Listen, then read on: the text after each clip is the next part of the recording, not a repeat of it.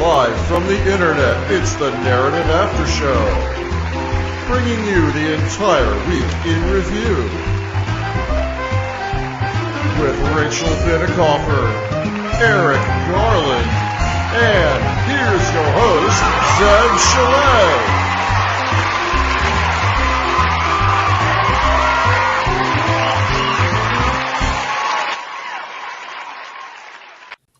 Sometimes it's a miracle that we get on the air. Tonight is one of those nights, but we're here. We made it. Hi, Eric Garland. How are you doing? I'm good. My amplifier setup, I haven't got the stereo between the tube amp and the solid state amp. It's a mess over here too. Okay, good. I'm glad everyone's feeling as delighted as we are with technology tonight. We have got a good show tonight because we're going to talk all hail King Elon. It seems that even though some of us predicted the Elon Musk deal may be dead in time of trying to buy Twitter, that it may still have a second, maybe a third life. Who knows what it is? He's still trying, in other words. And we're going to show you how he's trying to buy Twitter. And it's not pretty because it looks like he might buy Twitter. But we'll also explain to you why that is a terrible, terrible thing. A really, really awful, bad, not good idea for him to buy Twitter. Because some of his partners, a little bit, how can I say this? Not as pro free speech as he pretends to be. So, that's coming up. Plus, we'll talk a little bit about SCOTUS and why it's still so corrupt, particularly because, remember that thing? Remember that moment Anthony Kennedy, the former Chief Justice, I don't know what he was doing with the White House, but he was there at the White House and Donald Trump walks him away. They're not supposed to be at the White House is the other thing. They're supposed to be complete total separation between the executive branch and the judicial branch. They're not supposed to have those meetings. So like Clarence Thomas was never supposed to be in his office taking a promo shot. It was kind of their early way of telling us that they were full of shit. So do you remember that moment though? That weird moment? Trump is walking away with Kennedy towards his office and he says something to him and Kennedy's visibly shocked. No one really knows what was said. However, it was soon afterwards that Kennedy sort of retired early.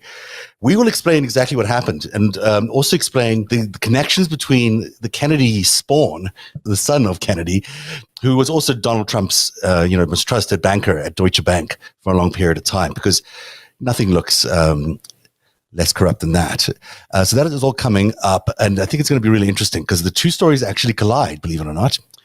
But you've got some news for us. And by the way, we're still waiting for Keri Kukral to join us tonight. And I'm just looking at what... and Keri will join us in a minute. Hey, everybody, it's Zev Shalev here. It's becoming more and more expensive to buy groceries. And if you, like me, are trying to get all the nutrients and vitamins you need while still balancing your budget, it's become nearly impossible to get all the nutrients you need from food alone, especially on a budget. That's why I did the 30-day Athletic Greens Challenge in April. The plan was simple. Take the AG1 supplement throughout April and track any increases in energy levels, overall well-being, and vitality. And if my immune system felt boosted.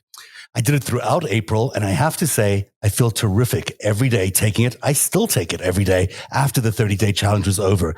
And the biggest fear that people have about green drinks is the taste. And I have to tell you that even taking it daily, drinking this drink every day, the drink tastes great every time. It's refreshing and tastes a little bit like a tropical drink. AG1 is engineered to provide all the right nutrients at just the right time. Whether you want increased energy or improved muscle recovery, they've got it covered. And because they care about your wallets too, AG1 will only cost you around $3 a day. To make it easy for you, Athletic Greens is also going to give you a free 1-year supply of immune-supporting vitamin D and 5 free travel packs with your first purchase. All you have to do is visit athleticgreens.com/narrative. Again, that's athleticgreens.com/narrative. That's the way we spell narrative, NARATIV, to take ownership of your health and pick up the ultimate daily nutritional insurance. And remember to go visit that site if you want all those free goodies attached to your order. That's athleticgreens.com/narrative, NARATIV. You have some big breaking news about someone's big yacht. There is a yacht that has been seized in Italy. I'm looking at a letter here from Daniele Franco, Ministero dell'Economia e delle Finanze. That's the Ministry of Economy and Finance. And it looks to be an Italian government website. And they appear to have arrested. You can arrest people and you can also arrest boats. A lot of people don't know that. If you haven't paid some tax or fee or whatever, there's actually an international, almost an Interpol for boats. They can be shipping containers. They can be yachts. You can arrest boats. They apparently have arrested the Scheherazade, which is reportedly Putin's yacht in Italy. Wow. Now, May 9th is Russian Victory Day. Yes. But it looks like they may be starting it a little bit early. I mean, it is kind of, if you had a yacht, I don't have a yacht, but if I had a yacht, I would be very disappointed if it was taken away from me just before the weekend. It would be annoying because I might want to go, cruising around on my yacht. And I'm sure that Mr. Putin must be upset that his yacht, the Scheherazade, how do you say that? Scheherazade. Is it like one of these fancy ones? Is it like the $300 million type yacht, or is it like a lesser yacht? Probably not. It's Vladimir Putin. Of course, it's the best. It's a rowboat. Yeah. It's a canoe. Come on now. It's Putin. I wish I had a photo of this, but I don't. Good. I'm glad they're taking his yacht. And now that money, according to the US government, can be used to help fund the rebuilding of Ukraine. And boy, do they need it after the mess he's made over there. We're still looking at the horrifying standoff at Mariupol. And, he's hoping to get that done by the 9th, which is, when is the 9th? The 9th is on Monday. So explain it to everyone, because, this is the Russian day of victory over the Germans, right? This is when they like to say that they beat fascism, even though we like to say we beat fascism too. They like to say they beat fascism on this particular day, because they did. They helped beat Stalin. Helped beat Stalin, I guess. They killed some other helped kill Hitler, Hitler, sorry. Yeah. So and we blew up Japan and Germany, and then we put Germany and Japan back on their feet to be competitors of ours in the capitalist market. And Stalin just murdered a bunch of other fascists that they had first partnered with. So there are different forms of victory between us and them. But Monday is May 9th, and this is a big day of celebration for Putin as he tries to make himself a hero. Yearly, he has these giant parades, and he's hoping that something will happen in Mariupol. He's hoping that he'll be able to at least declare victory at Mariupol. It doesn't look like that's even going to happen, as the Ukrainians are still holed up in that steel plant and not really looking like they're going to let go. But, it'll be upsetting to him that he's lost his yacht. It'll be upsetting to him that he doesn't have his yacht as well. And he's got his finger literally on the trigger of some nukes right now. So, we don't want to upset him too much. Well, hold on. First of all, there's no president that has a button to push. There's operational plans in countries that to aim these things, to unleash these technologies. And you need military for that.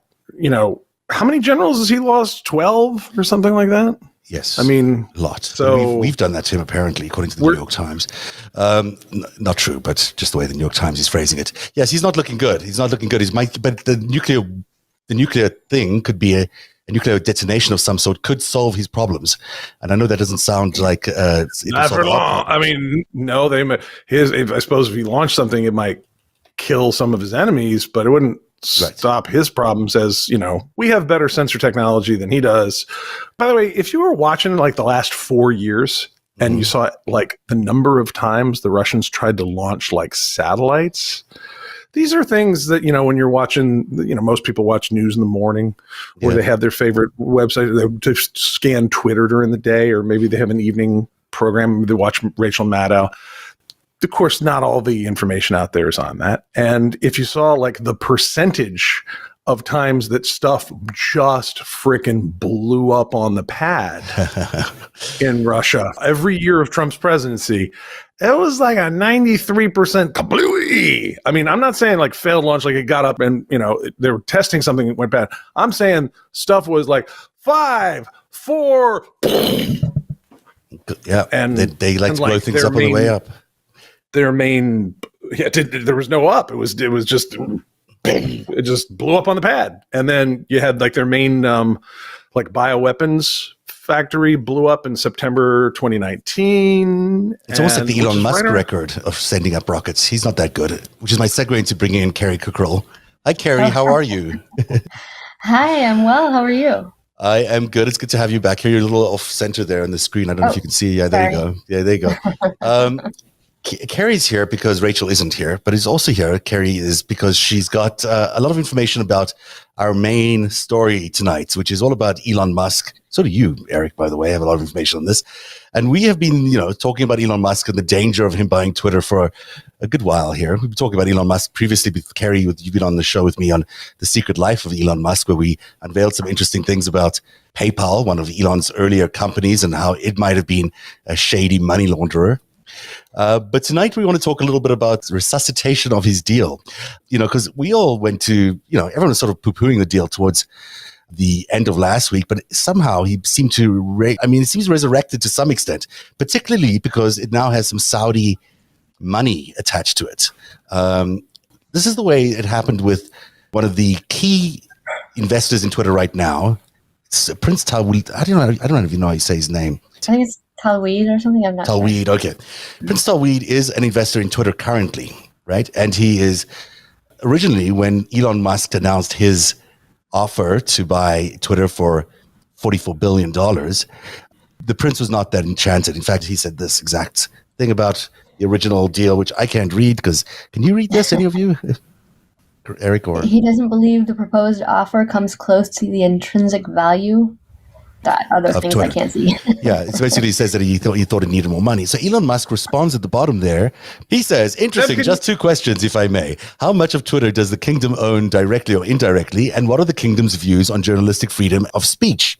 Those are good questions. I actually have those questions too for the prince here and anyone else in Saudi Arabia. So they'll lop your head off. They don't like it. Look, they don't really believe in speech. On journalistic freedom of speech. Look, we go live to Jamal Khashoggi.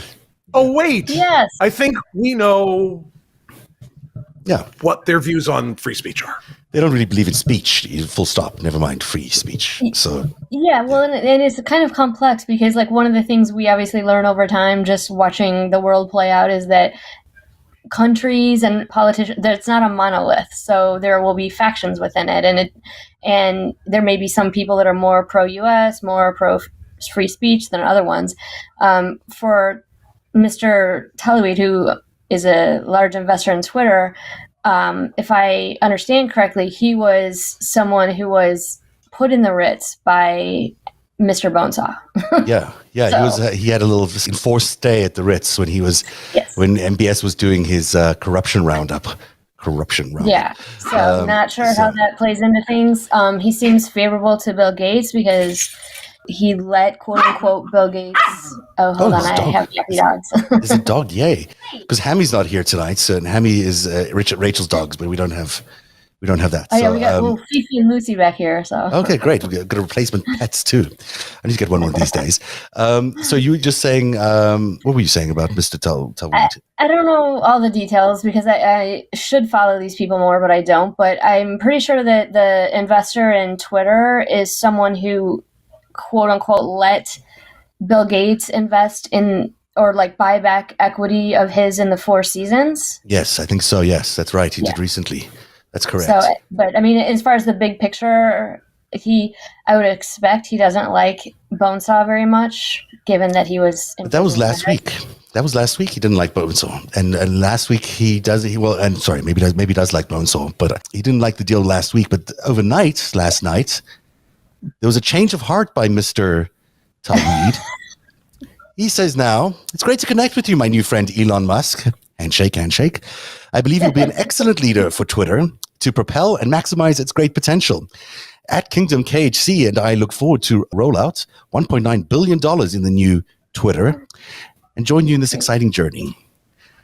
No comments on that from Elon Musk about the belief in free speech or journalistic freedom of speech anymore. None of those comments seem to rise up now from Mr. Musk. So that's interesting that he's changed his mind. They both seem to like emoji now, so yeah. Not sure what all happened there. Yeah. So Eric, what do you think of this? Oh, I think it's great. I mean,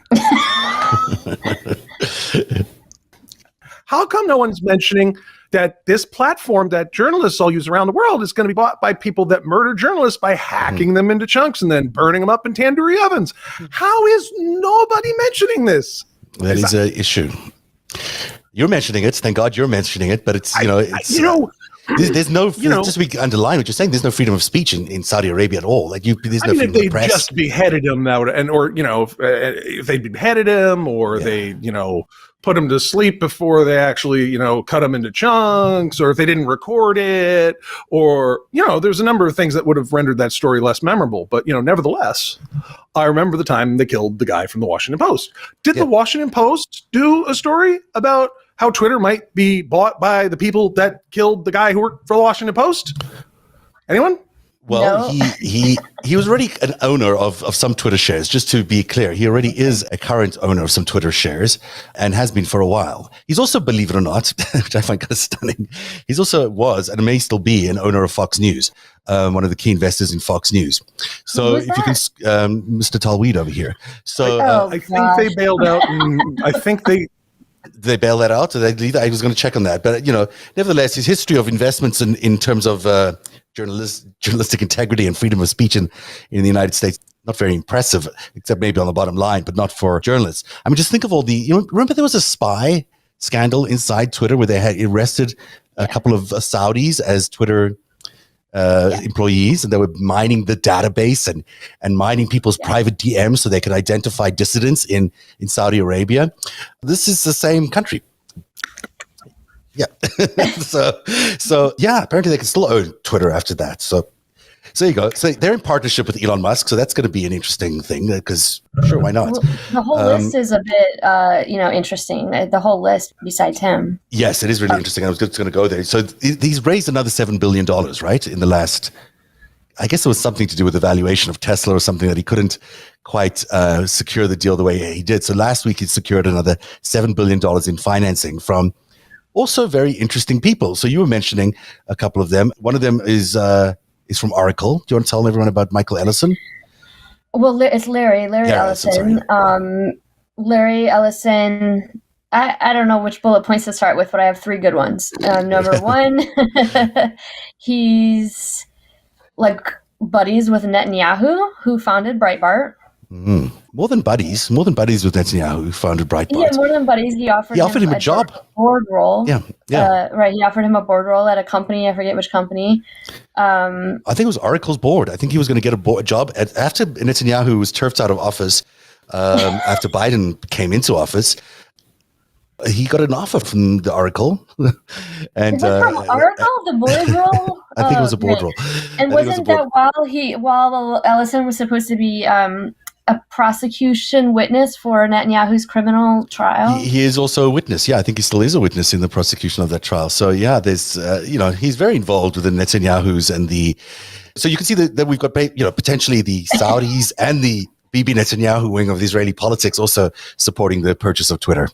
Hey, was Larry Ellison? It was directly the Oracle board, but go ahead, Eric.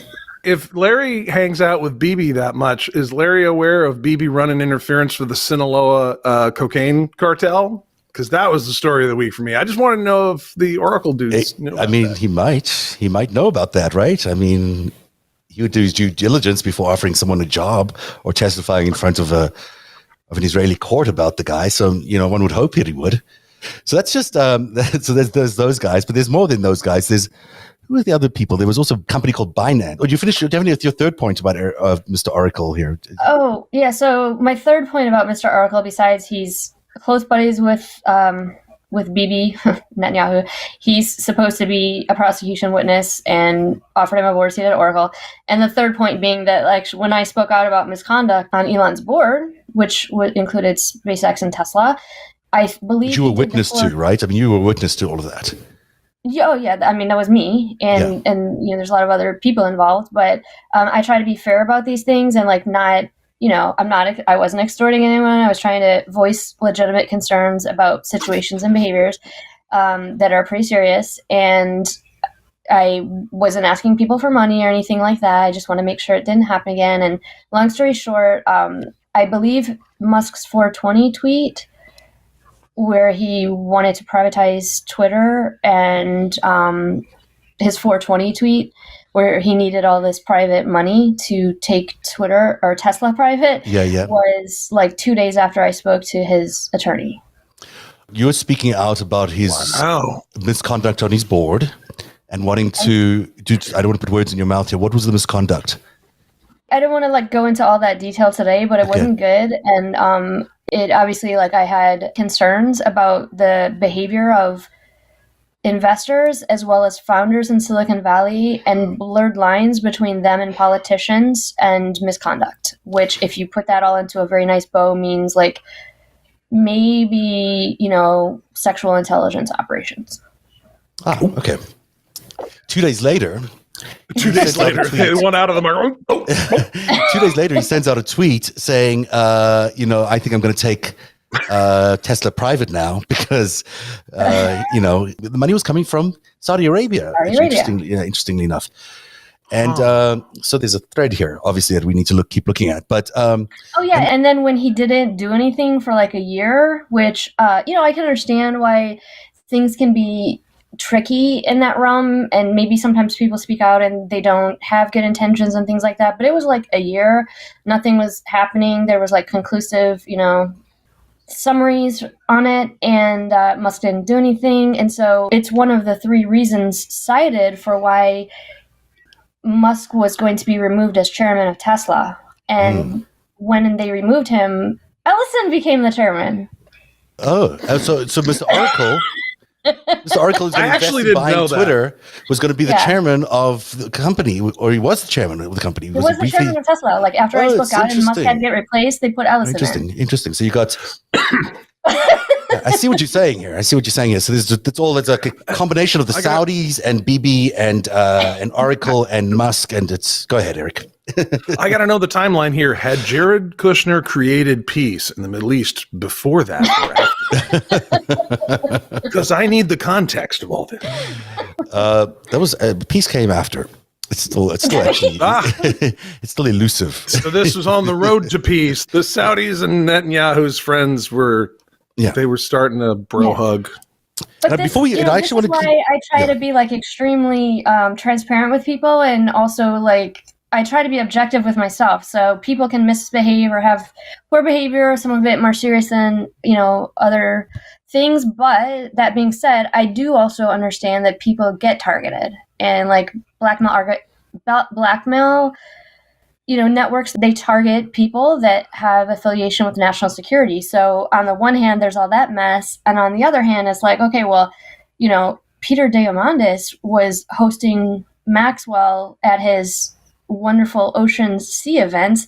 You don't see a billion bots sharing Peter Diamandis photos with Maxwell or her virus friends. Like you just see a billion photos of Musk in this Vanity Fair party that we don't know the context. So that's I just try to be balanced. This is the context. There's a lot around Maxwell and Musk. We'll get to it a little later because we've got to get to Epstein. But before we do that, let's just finish this deal because it is an interesting group of people. We'll get back to exactly how they all connect because they do.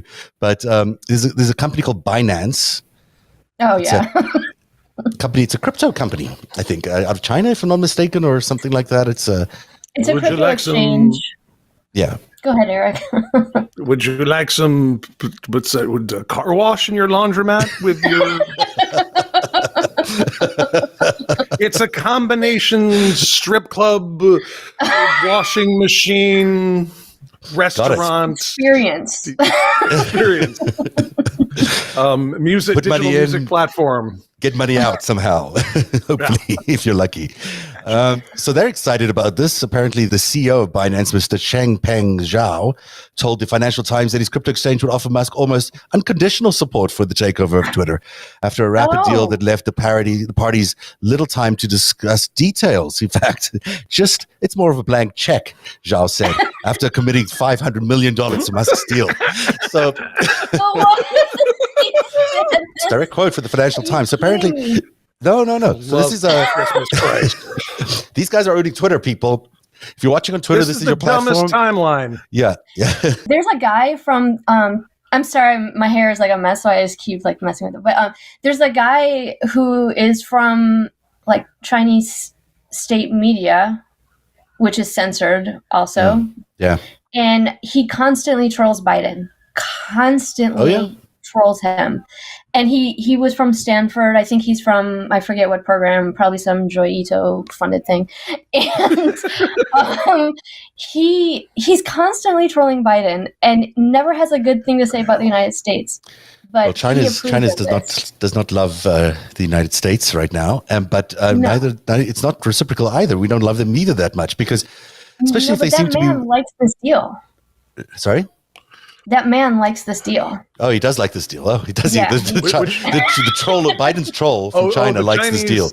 I'm sure he likes the deal. As we pointed out last time on the show, Mr. Musk has a lot of interest in China, sells a lot of cars in China, and also requires their batteries and all sorts of other things. So, yeah. Hey guys, where do you think the headquarters is for Binance? There's two. Do you want to guess? The Cayman Islands and Shanghai. One. Cayman Islands is one. Is what Cayman Islands and the Seychelles. Oh, perfect. So you could run. They'll be opening a third branch on the Isle of Jersey within the week, or Guernsey. Oh, wow. So they're money launderers, basically. I don't want to say that definitively, but that looks like to me. It's a car wash inside of a strip club inside of a laundromat. Are you telling me this is a Chinese cash skating rink? Yeah, that's exactly it. You got it in one. So, okay, so we've covered Oracle, the Saudis, Binance. What about Brookfield, Toronto-based company owned basically by the Qatar? Qatar. Yeah, they're Qatar, and Sequoia Capital, which I believe is like a Chinese. China. Yeah, it's China, right? Basically, you missed one. What did I miss? You missed Draper Fisher Jurvetson, which put in $100 million, and that's the firm I spoke out about. Oh, okay. Well, there you go. I'm sorry, it's not in my. I didn't quite cut the Financial Times here. Okay. Yeah. Boy, do I have interesting things about that. So tell us about Mr. This gets kind of complicated, but it gets complicated. Why don't you tell us about? I don't even know where to go here. And by the way, guess where the Draper Fisher Jurvetson fund is that was paying Newt Gingrich when he was running for president? Guess where that's registered? I don't know. The Cayman Islands. I want to go to the Cayman Islands. Seems like a nice place to go. Lots of rich people go there. So the Tim Draper. I don't have a slide for him because I'm a little disappointed I don't have a slide for him. But why don't you tell us a little bit about who Tim Draper is, because he's an important dude. Where do I start? Just with his origins, like a brief, like one line, like as brief as you can be about him, because I know we could talk endlessly as we have about him. But if he is just a summary of who you think he is, I'll give the top level summary. Yeah. Point one: his daddy Bill is like highly connected globally in matters of politics and technology, as well as war reconstruction. That's point one. And his daddy, I say daddy because I feel, he may be spoiled. His daddy also founded Silicon Valley. He was the founder of Silicon Valley. He's called like a father of Silicon Valley. Okay. He kind of established Sand Hill Road. None of this, which I knew anything about whatsoever before I met anyone in this circle. Like I knew nothing, but apparently he, like obviously now I'm aware Sand Hill Road was a big deal, and his father like established a venture capital, in Silicon Valley. So that's one thing. Other thing about Tim Draper is that I'm going to give you the two most like fun points. He's very into Bitcoin and cryptocurrency. Shocking. Point three. Yeah. He has some very interesting characters that work for him. I would point out one named Frank Creer, who was working with Masha Drakova. Who was Masha Drakova, who was Putin's kiss and like was Epstein's publicist. And for whatever reason, like Tim has a lot of ladies around him that were Epstein publicists, including Rachel Wolfson, whose work got deleted from, I think it was Forbes, because she wrote this glowing piece about Jeffrey Epstein and Bitcoin without mentioning that he was a convicted pedophile. Wow. Here's what Tim Draper said about the deal in the New York Times just yesterday, I think. Relying on a small crew and hewing to his own thinking have enabled Mr. Musk to call the shots and conduct himself with few restraints, is in the New York Times objective, turning him into a Howard Hughes-like figure of the modern age, even as his seat-of-the-pants methods often create bedlam. Mr. Musk works in a way that only the, quote, most confident leaders do, said Tim Draper, a venture capitalist who backed Mr. Musk's electric automaker, Tesla, and his rocket company SpaceX. Think JFK, George Washington, and Ronald Reagan, all in one. Wow, guy likes him. Okay. So, New York Times, very objective journalism. Continue to be brilliant stuff, guys. Don't mention the Saudis. Don't mention Oracle and Bibi Netanyahu. But just talk about George Washington, JFK, and Ronald Reagan in one, and you've got. Was that the New York Times? Yeah, it's New York Times. Yes. So oh my god! Yeah, I mean, it's a shade. It was maybe a shade more objective than Maggie Haberman, but it's hard to tell. Well, actually, I didn't even check. It might have been her. I don't think it was, but you know, I mean, why didn't she put the link of Tim doing his like Astia Angel striptease for women venture capitalists, where he took off a piece of clothing for everyone he funded? Oh, I'm sorry. Could you run? I wish I would have researched these things ahead of time. You know. Yeah, just say them slower for the audience, because I can get the horror just washes over me quickly, and I get it. But there was you got to slow it down for the folks at home.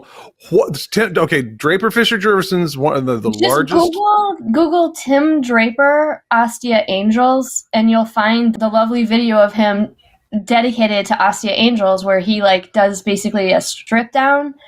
And he takes something off for every women founder that he funds, but then he misses the last bit because, he didn't actually fund her.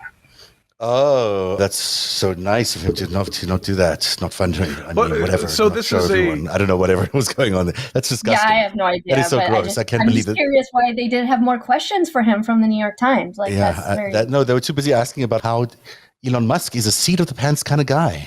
His most confident leaders.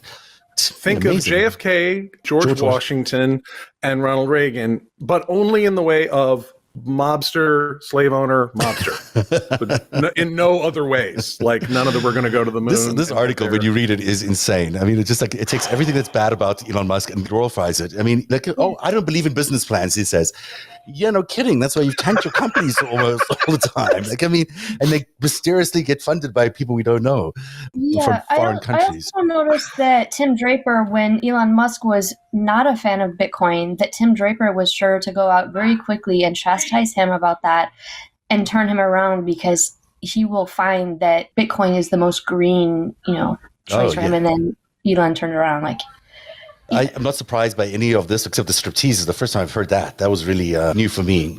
I've got such a surprise coming up for you because and I was not, I've got to do an ad, and I'm not going to do it right now because I have to do something here. But so we'll wait on the ad. I'm going to give you the big surprise now. So there's a guy named we mentioned Tim Draper. He's also part of this deal to buy Twitter. Yes, this thing you're watching us on right now probably is Twitter, and that probably will be owned by a consortium of countries that don't believe in free speech at all.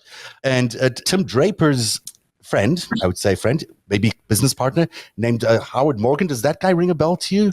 Oh, yes. Howard Morgan, who also invested in Scott Borgerson's Cargo Metrics, which was Maxwell's secret husband.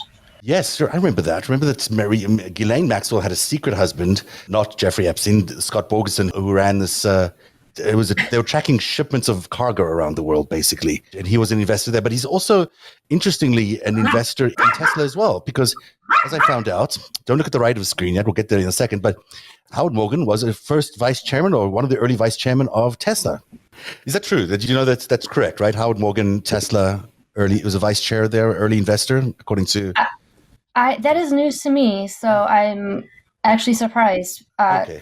I was aware recently that his co-founder at Rentec had to give $8 billion back from the IRS recently. Before we get to Rentec, because that's going to set a lot of things off here and everyone's things, I just want to make sure I've got this right. So let me look here. Dr. Howard Morgan, co-founder of First Round Capital, Renaissance Technology, the first investor in Uber, and a former chairman of Tesla. What? He was a chairman of Tesla? Co-founders of Qualcomm. And maybe not. Maybe they're saying they invested in the DLA Piper, two co-founders. Let's read this carefully. Timothy C. DLA Draper. Piper is a very old law firm, and it has the distinction. It was the very first entity to have to register for the Foreign Agents Registration Act in 1941. Oh, Even before TASS, the Soviet. so this isn't correct, right? I know where this is from, and that referenced a former chairman of Tesla is probably Larry Ellison, and this company is called Neurovigil. It's a brain, Okay, yes, that's brain right. It's a Neurovigil. That's exactly where that's from. Okay, so he's connected to Musk in that. How is he connected to Musk? Is he directed through Draper, really? He's not the vice chairman. He's referring to Ellison there. Yeah, it's a very tight crew, it seems. Okay, so all right. Ellison back in the mix there again. Good, I'm glad I checked I'm that. guessing that's Ellison. I'm glad I checked that but let's move on to the other side of Mr. Morgan here, because everyone knows Rentech from who watches our show, because Rentech is Robert and Rebecca Mercer's company. Now, Renaissance Technology is the hedge fund that, some people say, and I've got to be careful here. Certainly my research has indicated that it's full of lots of Russian scientists and who manipulated maybe the markets, I don't know, but it has an extraordinary success rate as a hedge fund, more success than almost anybody else. And so that track record has caused a lot of interest. And of course, as you point out, Rebecca and Robert Mercer owed $8 billion to the IRS, which they just recently paid back because, just because, but also because they were the chief funders of the Trump campaign. So you go back to, the people who funded Donald Trump and gave us all that lovely 4 years of presidency. Robert and Rebecca Mercer were there. They were also the owners of Breitbart and worked with Stephen Bannon. So, just to complete the circle of the kinds of people associated with this deal to buy Twitter. None of them give you the idea that we're going to be in any sort of free speech nirvana or anything like that. I mean, we're heading into either like a police state version of Twitter or like a casino version of Twitter, but nothing like it looks like right now. I think the casino version is probably going to be. Yeah. That's interesting, given obviously that Bannon founded the Jerusalem office of Breitbart under Netanyahu. So, yeah, it's you love banging on that, don't you? I do. But it's true. I mean, aren't they anti-Semites? I thought they were anti-Semites. This is the what about the Nazis? Apparently not. So, what's interesting about Rentech? Let me just take a little bit more through here, Rentech, and because I just happened to found this today, and I thought, why not? Just Steve Bannon. You remember Steve Bannon? We just talked about him. Kellyanne Conway. He's number 2 at the Trump campaign. They were really don't ever put Kellyanne on a slide again. It's going in the contract. No more. I will get rid of her next time. But they are associated with Robert and Rebecca Mercer, of course, because Robert and Rebecca Mercer were the funders, and they placed these two people, Bannon and Kellyanne Conway, at the head of the Trump campaign. And again, we know that Robert and Rebecca Mercer are part of Rentech. They also have this really close association and they also have this amazing association with the Deutsche Bank.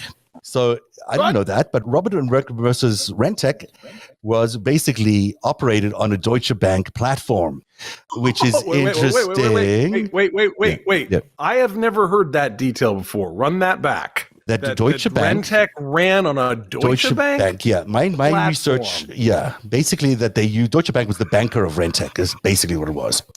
And just to make it even more interesting here, this Rebecca Mercer's husband at the time, I believe they're no longer married to each other, but at the time was this guy named Sylvain Morochnikov, who was the International Securities Exchange, and that's where he worked, but his specific role was to partner with the Moscow Exchange. So that's interesting because Deutsche Bank and the Kremlin have an interesting association with each other, and that you can see on the very right of the screen here. Russian President Vladimir Putin shakes hands with an ex-Deutsche Bank chief executive, Joseph Ackerman, and the head of Knauf Group, Niklaus Wilhelm Knauf. In 2010, Ackerman would go on to join the Russian-owned Bank of Cyprus, largely thought of as a money laundering operation for Russia. And then, of course, that's where Wilbur Ross also worked as vice chairman. So this is about as corrupt as you can possibly get. I mean, you don't get any more corrupt than this. This is about as dirty a bunch of people as you can. Imagine. You left Hezbollah off. There's penny stock. I mean, look, you had some more space there, Zev. You can do better. But just on the line where I'm basically getting at here, there's a connection between Vladimir Putin and the purchase of Twitter. And I just, it's not direct because as we point out that, Mr. Morgan, as far as I'm aware, is not investing in Twitter, but his associates, they seem to be investing in Twitter. So it sounds like the Russian-Israeli that. It sounds like the Russian-Israeli mob, doesn't it? It does. Yes, I'm sorry, but it does. And yeah. I don't know what else to say about that, except it's unfortunate if Twitter lands up in the hands of the Saudis, Larry Ellison of Oracle and Bibi Netanyahu's good friend, the Chinese Binance company, which does cryptocurrency, Mr. Draper, who you've mentioned, loves cryptocurrency too, and maybe also some people who are associated with Vladimir Putin and Deutsche Bank. Because, Deutsche Bank, there's another good story. We're going to get to that when we talk about SCOTUS a little later on. So, all right. You see, I always put too much in the show. It's already 7:47. We never get stuff. No, the world puts too much in front of us every 31 hours. I know, it's true. It's not our fault. It's true. It's crazy how much news there is. I was going to try and connect all of this to Anthony Kennedy's son, who worked for Deutsche Bank, because, there's a big question mark about why Anthony Kennedy was never allowed on the Supreme Court. It was never stayed at the Supreme Court because Trump and his family pressured him to leave. And it turns out that Anthony Kennedy's son was the chief, or one of the most loyal bankers to Donald Trump in Deutsche Bank. To complete a circle there, just to complete a giant, big circle. I have all the details about that, but it might have to wait until next week sometime because it's a lot to take in. So, What do you think? What are the odds of us actually staying on Twitter once this takeover takes place? I don't know. I don't attempt anything, but it's like Is CompuServe still open? We better find maybe a backup home because boy, it looks a little shady. Ham radio? Ham radio, shortwave radio could be. AM radio. You pigeons? I don't know. I just think that maybe we should avoid this purchase. I think people just got a little noisy about it. Maybe this thing won't happen. Maybe the idea that Elon Musk is somehow going to save Twitter is just not going to happen. It's just not going to happen. So the language about the bots is positive, but the rest of it, I'm guessing it would just basically be like there's a war right now for whose digital currency is going to win.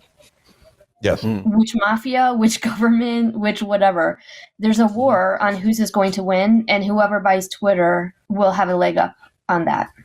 So you think it's all about currency? It's all about crypto. Where do you see the link there?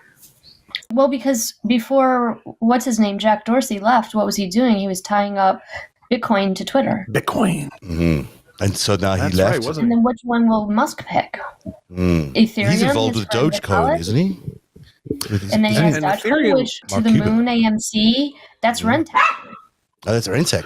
And interesting. So Ethereum had a very weird indictment attached to one of its co-founders.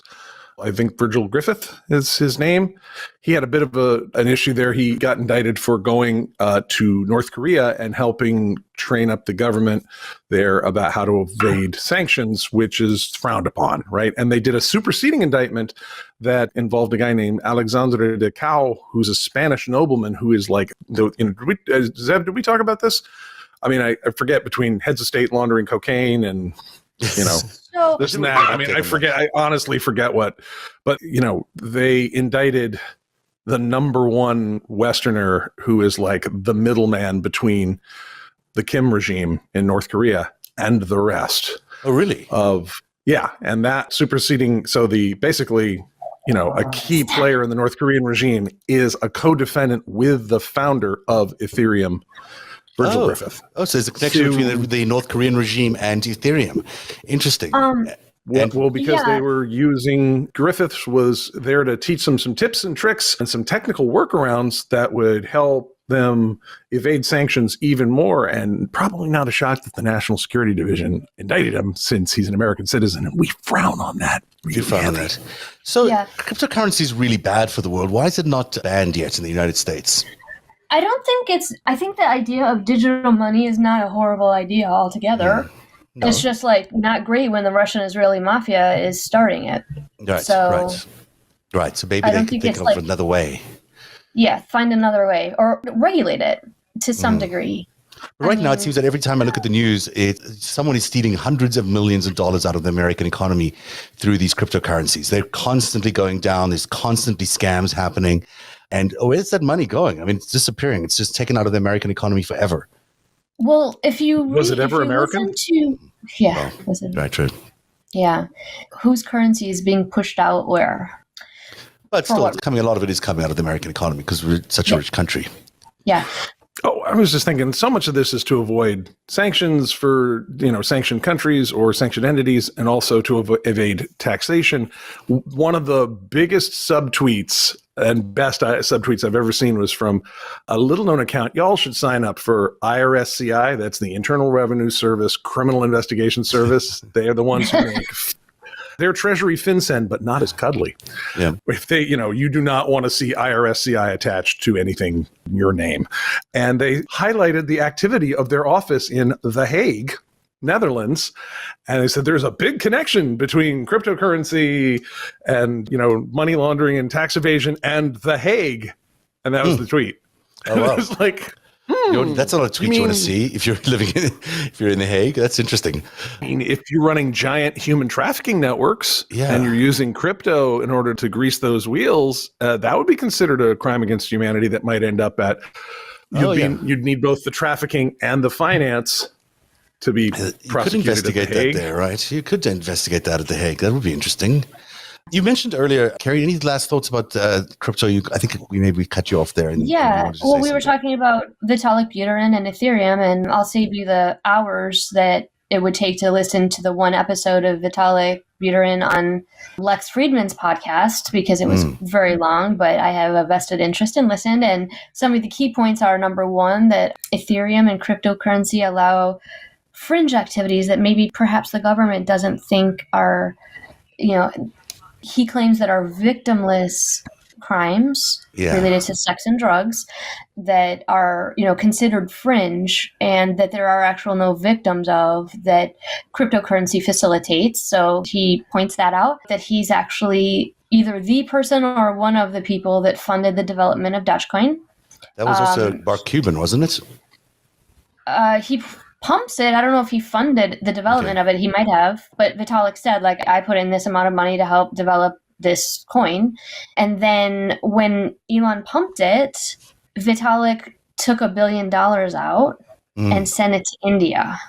And for a nonprofit.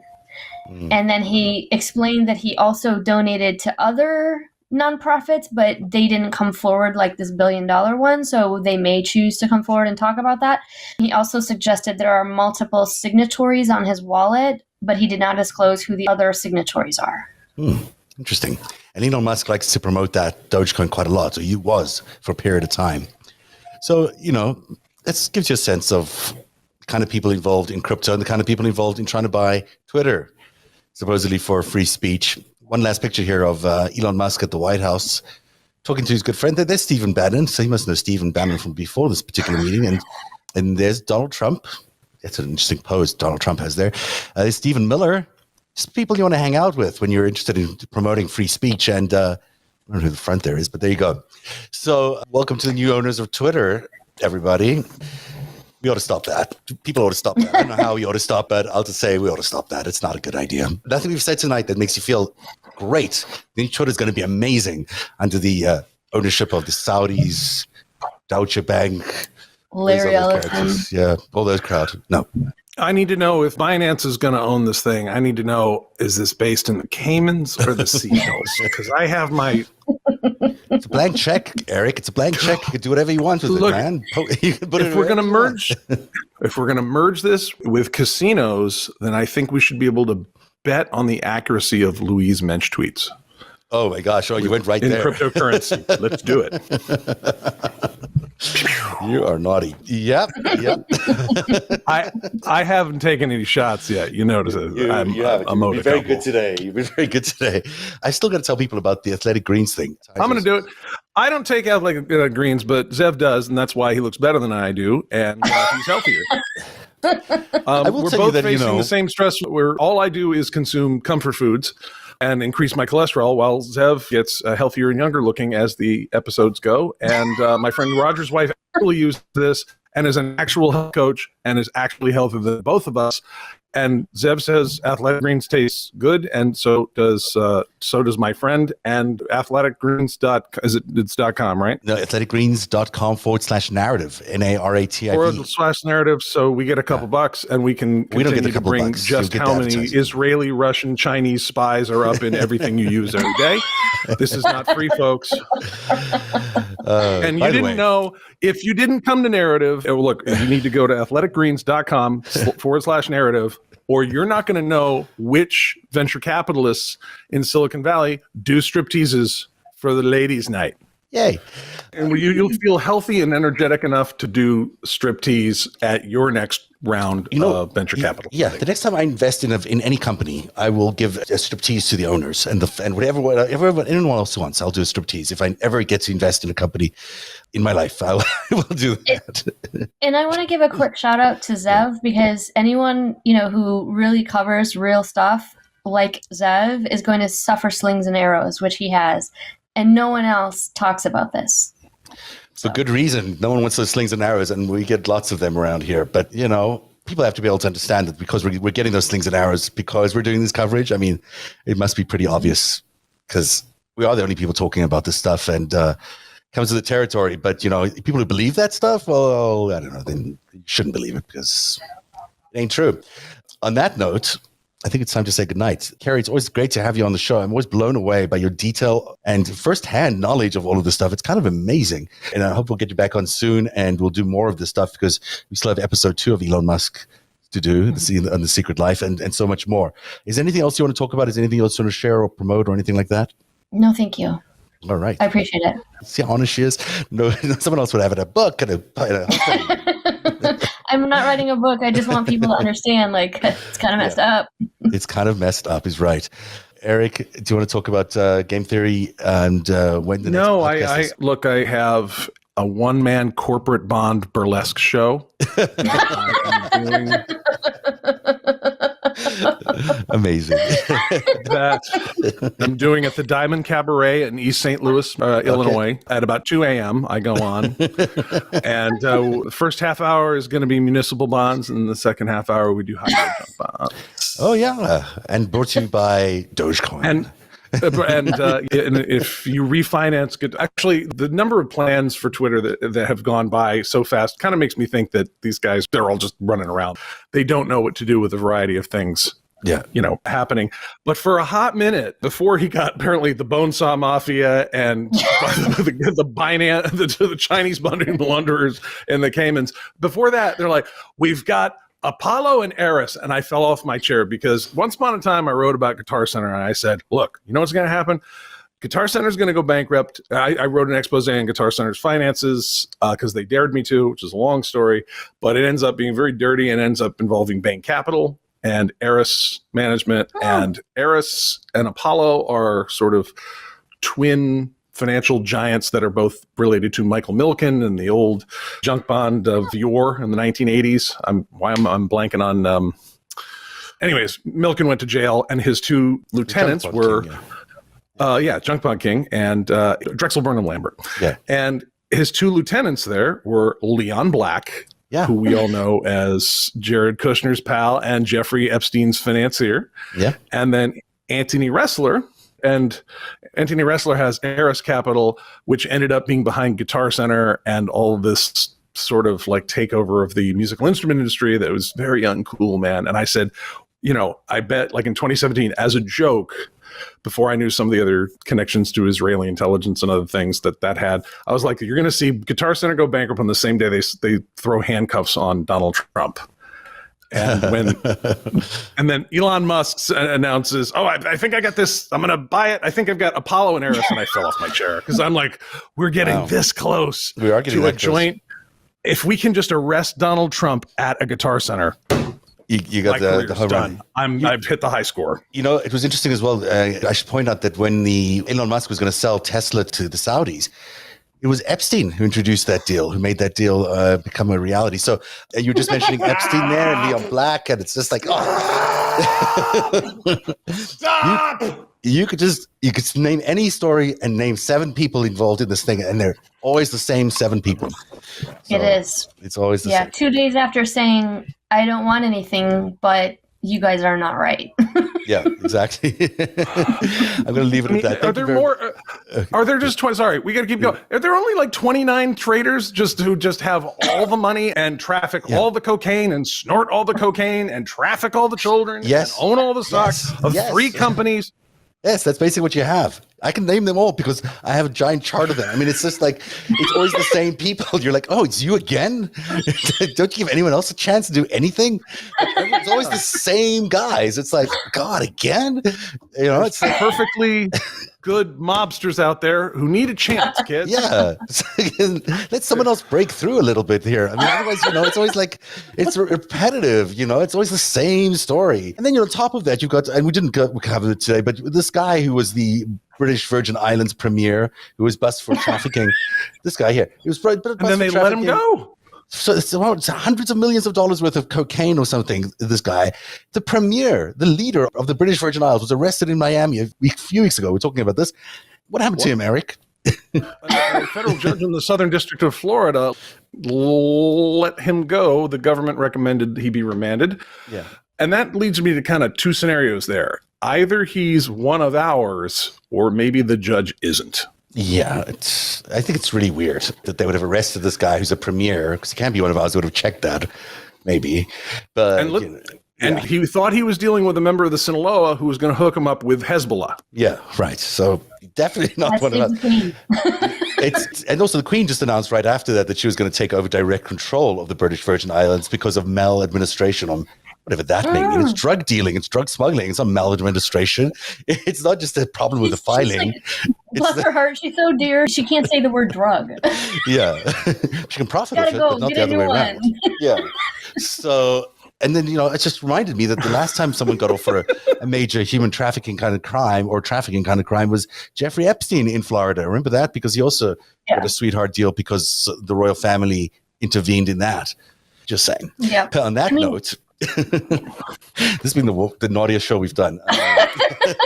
This is not our fault, folks. The world is making narrative episodes take 5 hours at a time because it's that stupid. I didn't even get to half the show today. I mean, I really had some really good stuff about Anthony Kennedy's son and the link to Deutsche Bank and the corruption of the Supreme Court that's basically now taking away our rights and he's going to criminalize women having children. I mean, this is where we're at. Periods are outlawed. Yeah, you got to go to jail if you have kids. That's because we're a family-centric party and we care about the family. So we're going to arrest you all for having kids. I mean, the level of insanity that we've now approached in this world has gone, we've lost the plot. And I do think that there is some symmetry between what's going on with Donald Trump, but also between Elon Musk and his attempt to suppress free speech by buying Twitter, which is a major free speech vehicle. It really is. And he is going to suppress free speech, one of our key freedoms in America, by purchasing Twitter. And then on the other hand, you've got these activist Supreme Court judges who think it's okay to strip away abortion and reproductive rights, reverse Roe v. Wade, and take away every other predicate for privacy that we've ever had, including, privacy to sleep with whoever we want to, or live where we want to, or how we love to, all these things. They want to take away all of those rights because they don't think they're guaranteed to us, at the same time that Mr. Musk and his friends are trying to take freedom of speech away from us because of Twitter. It is a confluence of events which makes me think that this is not just happening coincidentally, then maybe these masters of the universe, enemies of democracy, whoever they are actually trying to take over democracy and trying to destroy it piece by piece by piece, which is exactly what I think is happening right now. And we are all sitting around completely bewildered because, I don't know, whatever Fox News is on or MSNBC is on and telling us a version of events, but we're not seeing the big picture. The big picture is the enemies of democracy are coming for your rights, and they're doing it right now in real time, and they're fully operational. This is no longer speculative or they're planning. Mm-hmm. They are in the field. They are operating right now to take away your freedom of speech, your freedom of reproduction, freedom of women's rights, and they're going to work on LGBT, marriage next, and everything else that they can find along the way. This is a major 5-alarm fire in America right now. And I don't know if people are paying attention to it, but they should. So there you go. On that note, are you ready to say goodbye? Have a great weekend. Have a great weekend, everybody.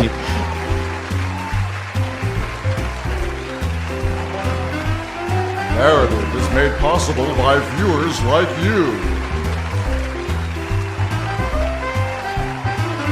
too can support our independent journalism by going to www.patreon.com/narrative.